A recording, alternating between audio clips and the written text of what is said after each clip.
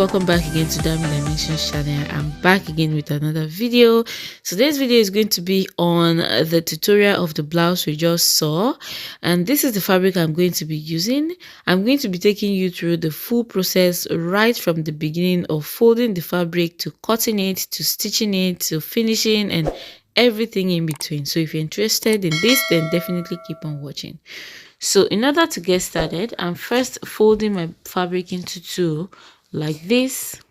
All right, and once I'm done folding it into two, then I'll go ahead and fold it again into another two. So by now your fabric is folded into four. Okay, and then we are going to start marking on this fabric. All right, so once you're done folding, you have something that looks like this. This part right here is going to be your shoulder area and also your sleeve area.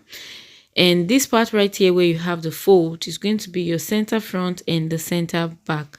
So I'm coming to this corner and I'm going to be taking my neck depth downward. So my neck depth is going to be 3 inches like so. And from that corner again, I'm going to be taking 7 inches horizontally like so. All right. So next, from this point of the 7 inches, all right, I'm going to be taking 2.5 inches backward like this. So I'm taking 2.5 inches back, and what I have left after taking that 2.5 inch is now going to be my neck depth.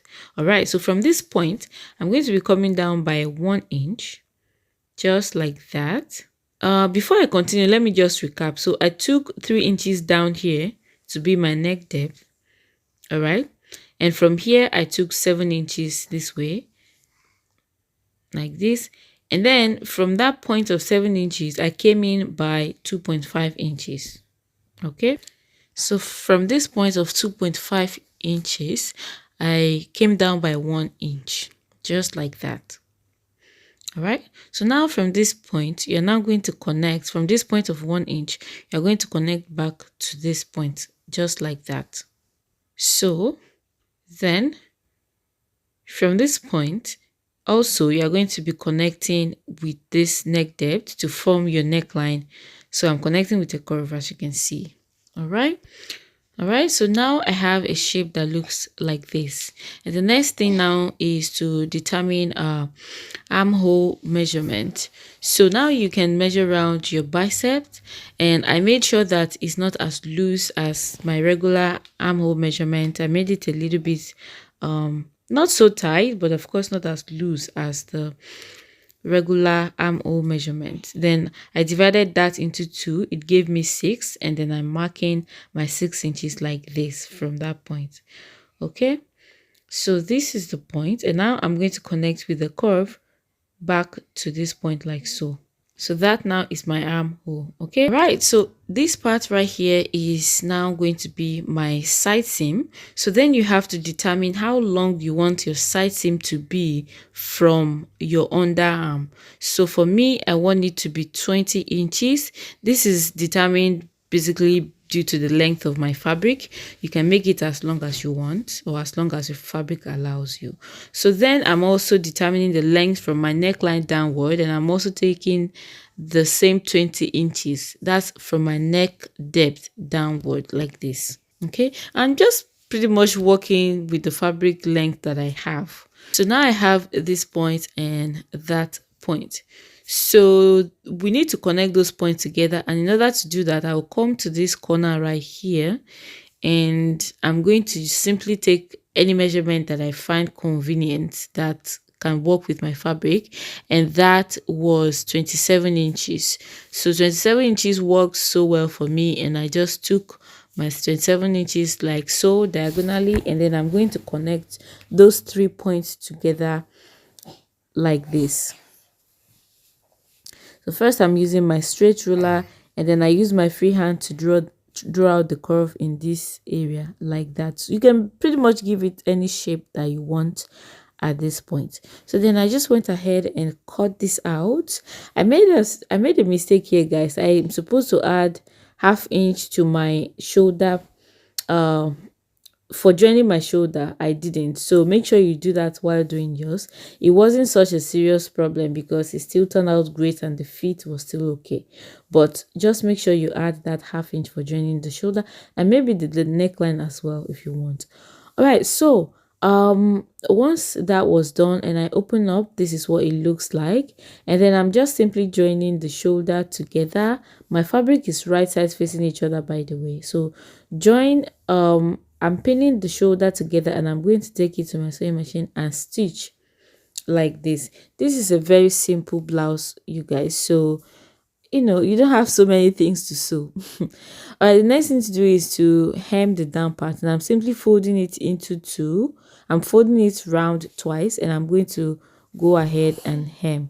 Trust me, guys, that was such a long hemming. And you can hear my daughter whispering. She doesn't want to spoil my video. How cute. Anyway, so I was done hemming, and this is what I have. And the next thing to do now is to use bias tape to finish up my neckline. And I'm also going to finish up the armhole. So I'm going to be showing you how I will do that using my bias tape right now. But before I do that, before I finish up my armhole, I need to cut in the armhole of the front a little bit, just to make sure that it's easier for me to raise my arm by the time I'm done finishing the dress. So as you can see, I'm just putting a little bit of curve to make it a bit deeper at the front side, like so, on the armhole. And then I'm going to go ahead and trim that out. So then I picked up what, as you can see now, the armhole of the front is a bit deeper than that of the back, which is what you want to achieve. So then I'm placing that little piece on the other side of my front, so I can trim out the other side as well, so I can cut out the exact same size away. So once that was done, then it's time to start using my bias tape to finish up the neckline. And I have my matching bias color right here. I have my matching bias color right here in the color black, and I'm simply starting from this notched part, which is the middle point of my neckline right here, and I'm just opening up my bias tape. As you can see, I opened up the ½ inch of the bias tape first, and I am simply pinning it right there, as you can see. So as you can see, I just kept on opening up the ½ inch on my bias tape as I pin along the neckline.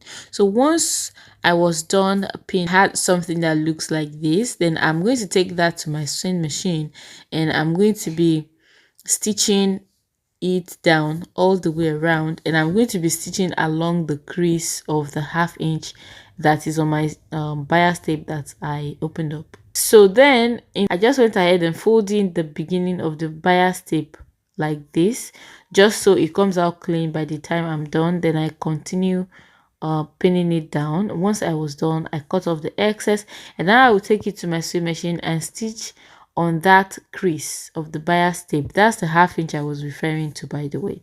So now that the stitch was done, this is what I have. And by the way, I started from my right side. I started pinning the bias tape on my right side. So now it's time to flip it into the wrong side, and this time around I'm tucking in the bias tape like this as I pin the bias tape along the neckline. So keep tucking it in and pinning it all around, and once you're done pinning, you can take it to your sewing machine and go ahead and do a top stitch. Once I was done stitching the bias, it looks like this, and you can see it's you can see the neckline has been neatly finished. So I'm going to go ahead and finish my two armholes the same exact way. All right, and once you're done with the two armholes, you're basically done with the beautiful blouse. Then you can just go ahead and feel fly and rock your blouse, and just enjoy yourself. Basically, if you do this, remember to tag me on Instagram at Dami Dimension. You can see how mine turned out. It was so beautiful. I loved it. This is just so cute. So remember to follow me on Instagram and on Facebook at Dami Dimension. Smash the like button if you enjoyed this video, and try to to watch more of my videos. I have so many sewing tutorials, you guys. Until I see you in my next one, bye.